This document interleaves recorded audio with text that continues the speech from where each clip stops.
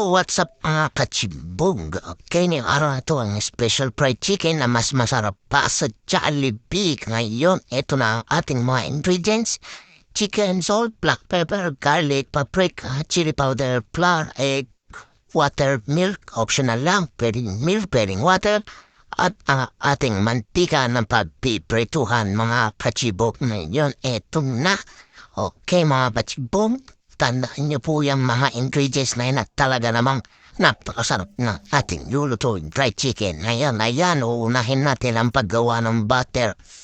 Butter po ang tawag sa panimpla ng ating fried chicken. Yan po ang ating gagawin pang marination sa ating masarap na fried chicken at lutuin ngayong araw na ito mga kachibog. Ayan, inilagay ko na po ang harina, ang ating salt, ang ating paminta, ang paprika, chili powder, at ang garlic powder. Ayan, nilagay ko na ang ating itlog mga kachibog. Halu-haluin niya ng mabuti mga kachibog at nagtagan natin ang kaunting tubig. Ayan, at ating tubig ay inilagay na. Okay, haluin niyo at batiin niyo mabuti hanggang ito ay lumapot mga kachibog.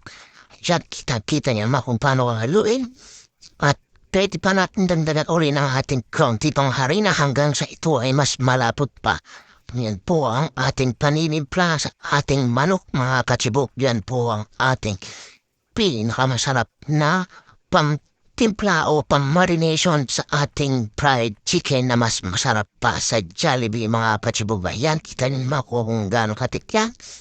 Okay? Ayan, ilagay niyo lang po muna sa ating manok. Buhos nyo na dyan lahat para mas masarap at mas marasa mga kachibog. Ayan, halu-haluin nyo lang.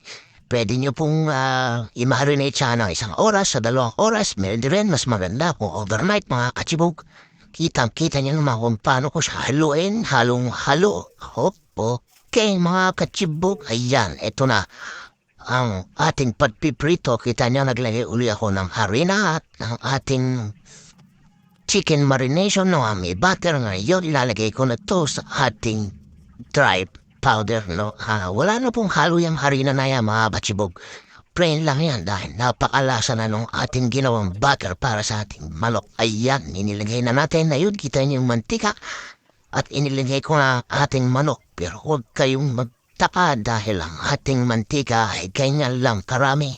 Pwede rin po natin maglagay ng mantika na deep fry mas maganda. Pero sa akin, okay na yan dahil nagtitipid tayo mga kachibog. Kitang-kita nyo naman mga kachibog. Okay, ayan, halu-haluin nyo lang. Coated na coated para mas maganda at mas malasa.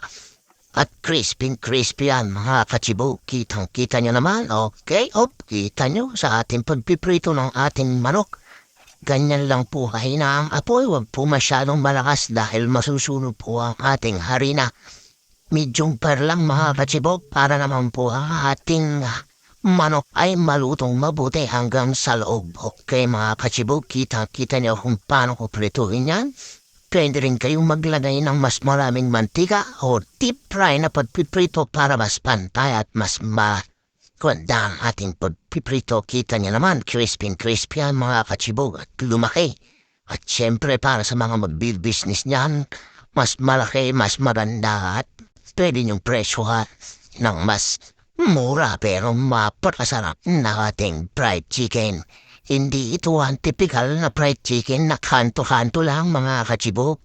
Ito po ay talaga namang napakasarap. Kaya po special fried chicken ang ating itinawag sa fried chicken na ito. Okay, kita nyo, ito na ating pangalawang salang mga kachibog. Ganyan lang talaga ang pagpiprito niyan. Huwag niyo pong hahayaang masunog ang ating fried chicken mga kachibog dahil napakasarap niyan. Sa mga susunod nating mga video, ituturo sa inyo kung paano gumawa ng napakasarap ng gravy na mas masarap pa sa KFC. Okay mga kachibog, kitang-kita nyo naman ang pagka-brown at napakasarap nito mga kachibog. Okay yan. Sinungko pa at kinulos ang ating fried chicken. Okay mga kachibog, yan, balik rin nyo lang sa maluto. Ganyan lang po ang ating pagluluto ng ating fried chicken. Napakasimple at napakasarap.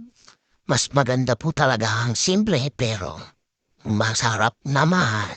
kesa sa kung ano-ano inilagay. Wala namang lasa. Okay mga kachibog, kita niyo, okay yan. Tanggalin na po natin muli-muli. Ayan, okay. Subukan niyo ang panimplang ito at talaga naman.